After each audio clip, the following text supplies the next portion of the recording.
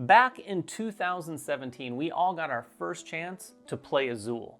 And I don't know about you, but I loved it. In fact, a lot of people did. And it's easy to see the game's appeal. It's got beautiful components, puzzly gameplay, tile drafting. Many of us became instant fans, and that game quickly became a series of games. And with each new entry, the inevitable questions were, is it better than Azul? Or do I need to own both? Well, we're probably going to hear those questions again because I believe it's with those fans in mind the designer Philip Głowicz brings us this game, which was kindly provided to us by Board & Dice. But, as always, this review is otherwise unsponsored, unfiltered, and absolutely my opinion alone. Here's what I think of Mandala Stones.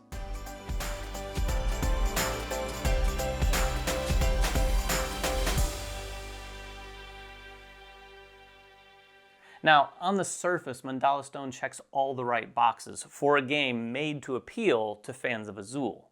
It's got a box with a colorful pattern, and its name centered right there in the middle. It has a rainbow of glorious chunky titles that you'll be grabbing, holding in your hands, and literally using to score your points. Digging deeper, though, the differences do start to emerge. Instead of a set of coasters, one central board holds all the tiles, or stones in this case, randomly placed in stacks of 4 at the beginning of the game. Also on the main board are 4 artists, which are represented by these cylinders that you might use on your turn to move around the board to collect stones.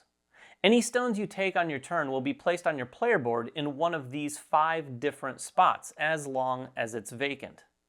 And these spots are quite different, which I will explain in detail very shortly. The top half of your player board is where you'll track your own personal score, which also has a connection to the mandala board. The mandala board is like a communal piece of art that all of the players are working on together, but it's more than that. Every stone you score is placed from the inside spiraling out, potentially triggering bonus points along the way, and ultimately serving as the game's timer. Now, so far, I imagine you're thinking, alright, so it sounds Azul-y, but with a twist. To which I would say, the second and third Azuls are Azul-y with a twist. Mandala Stones is much more than that, or at least quite a bit different. Here's maybe the best way I can explain it. This game isn't as directly inspired by Azul as it is a game that stands on its own with all the trimmings of Azul.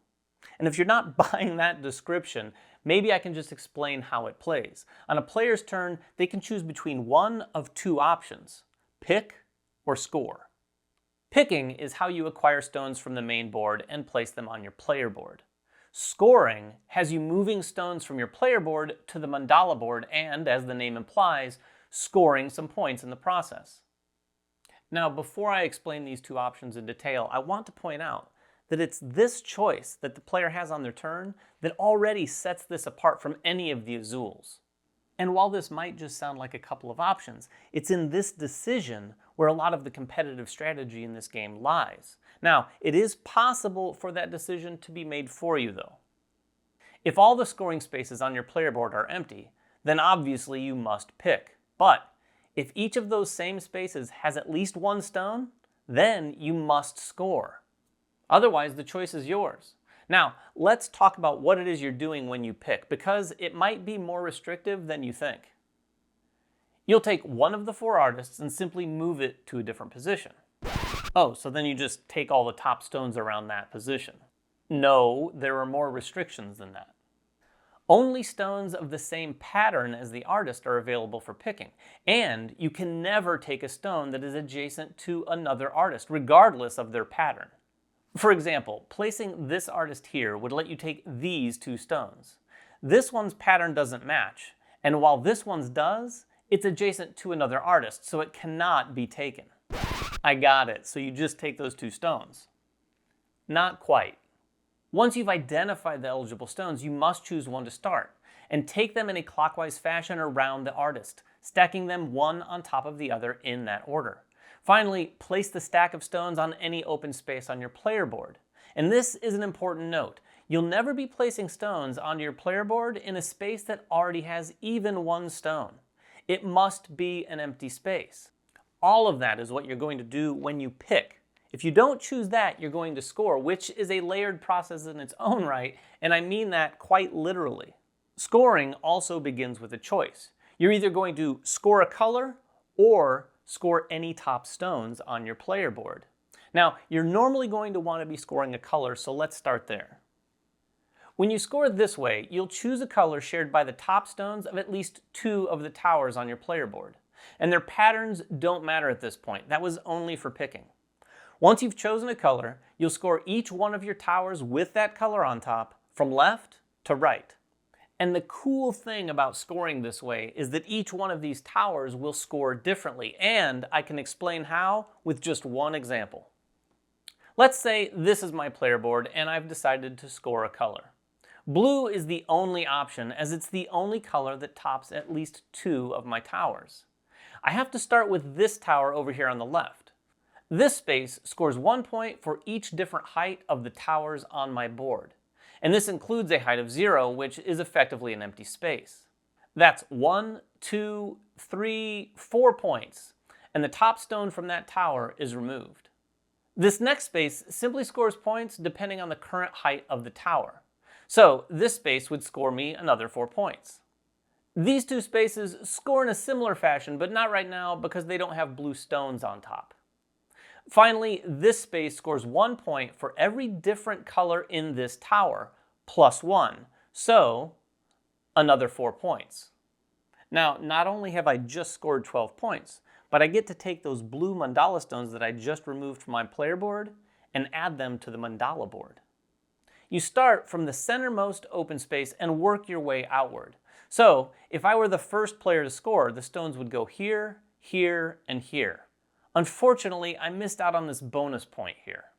Had I been able to score 4 towers, I would have gotten another blue mandala stone and that bonus point. But now I've left it out there for the next player who scores.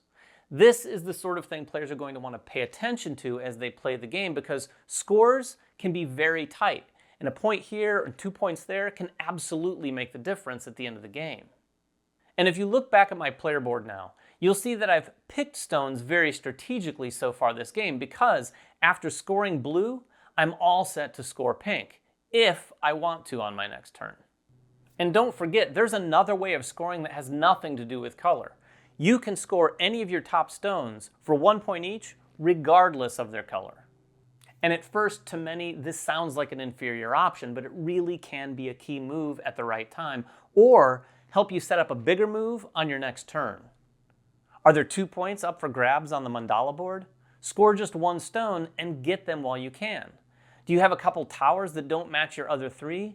Well, score those top stones to set up your next turn for a big scoring move. It's this level of strategy and awareness that you have to have at the table that really sets this apart from any of the Azuls, and gamifies this game compared to other abstracts in general. You'd think that simply making the choice to pick or score wouldn't require such an explanation, but I think it's in those details of how the game plays that will help you understand how it sets itself apart, particularly from Azul. And there are few other abstracts that will have you looking around the table wondering what everyone else is up to like this one does. And speaking of what everyone else is up to, at the beginning of the game everyone is going to get 2 objective cards. Now these can be a number of different things, but no one else at the table knows what yours are. At the end of the game, you're going to get the score you've scored throughout, but you're also going to be able to score one of these 2 objective cards. This one being 7 points if the only pattern showing on my player board is this one. And you'll total your scores, and of course the high score wins. So it's time to answer those questions. Is Mandala Stones better than Azul? For me, not quite, but that brings me to that other question. Do I need or want to own both? Absolutely, because Mandala Stones is without question a better game than a second and certainly a third version of Azul. What I'm getting at is this. If you consider yourself a fan of abstracts in general, and particularly if you already have one version of Azul in your collection, you might want to have Mandala Stones at the top of your wish list. It's got that familiar look and feel that you probably already love, but gameplay that's different enough so that it kind of earns that place on your shelf just that much more. If you have any questions at all about the game, or if you have a different opinion, please share them in the comments below. I will definitely be diving in there to discuss. Until next time, make sure everyone has fun at the table, and we'll see you then. Congratulations, you got to the end of one of our videos. Now, if you want more practice, just click on the video over here. It's another video. You might not have seen it yet, so click on it. If you don't want to do that, at least click on the subscription button below. That always helps us. And if you want notifications, please ring that bell.